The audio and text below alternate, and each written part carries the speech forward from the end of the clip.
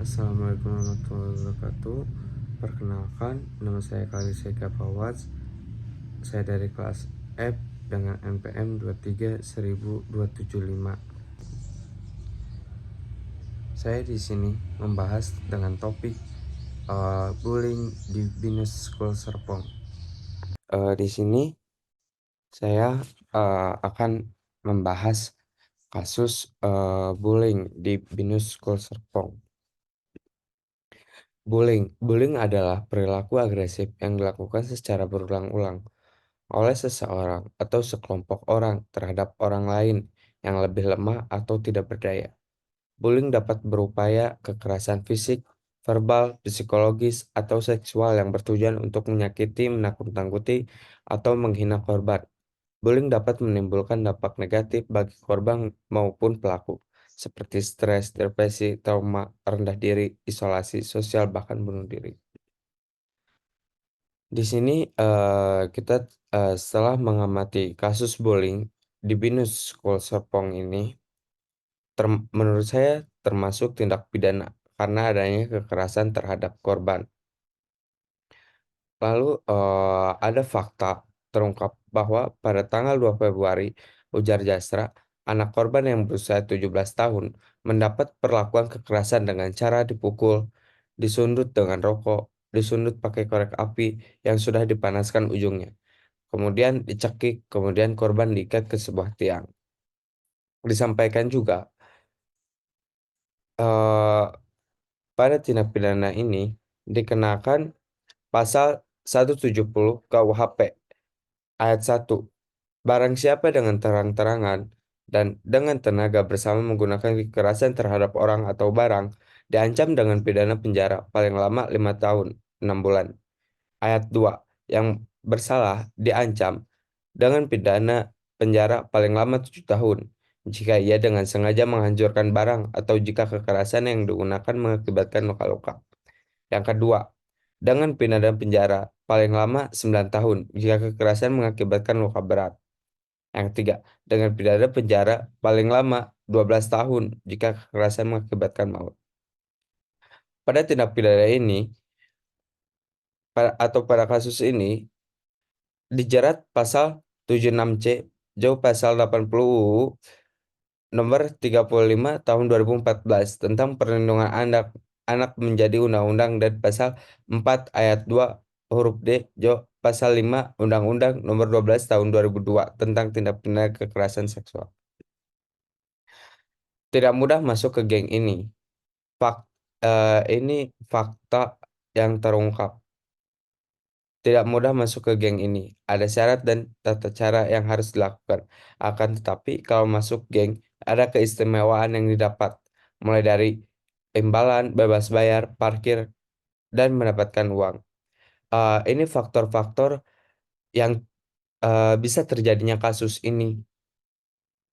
Siswa yang masuk geng juga dianggap pemberani dan ditakuti pelajar lain. Bahkan disebut tak jarang anggota geng GT melakukan perundungan berujung pemukulan dan kekerasan kepada siswa lain. Jadi mungkin si korban ini eh penyebab ingin masuknya ke geng tersebut yaitu dia merasa dapat imbalan, bebas bayar parkir dan mendapatkan uang. Dan juga dia bisa atau dia ingin dianggap pemberani dan ditakuti pelajar lainnya. Inilah penyebab faktor terjadinya kasus-kasus ini gitu. Di sini perbedaan lex locus delicti dan lex tempus delicti yaitu locus delicti berasal dari kata locus yang artinya lokasi atau tempat dan delicti yang berarti delik atau tindak pidana. Lex locus delicti ini berkaitan dengan tindak pidana yang saya bahas, yaitu seperti lokasi kejadiannya berada di sebuah warung yang berlokasi di dekat pos sekolah. Terus lex topus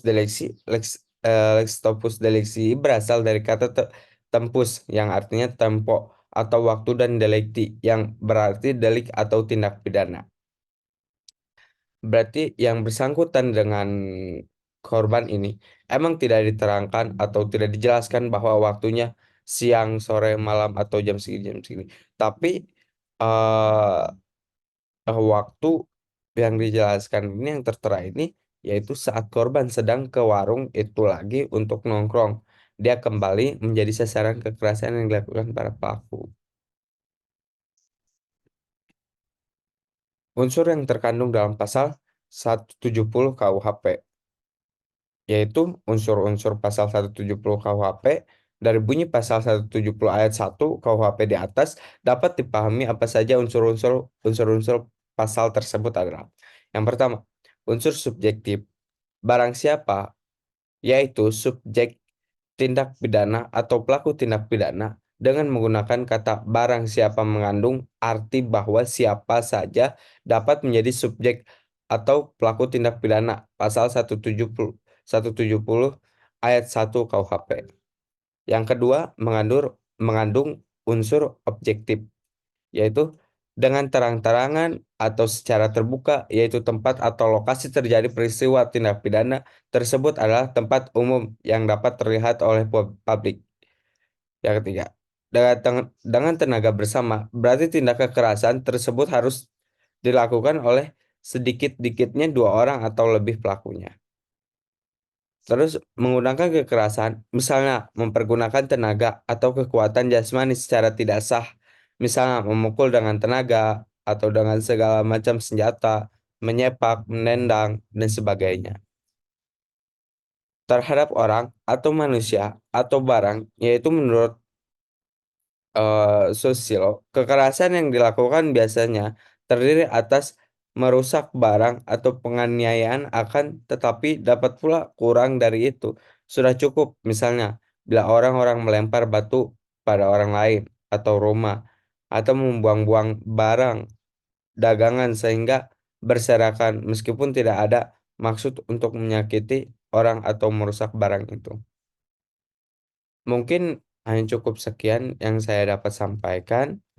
Lebih kurangnya saya mohon maaf. Wassalamualaikum warahmatullahi wabarakatuh.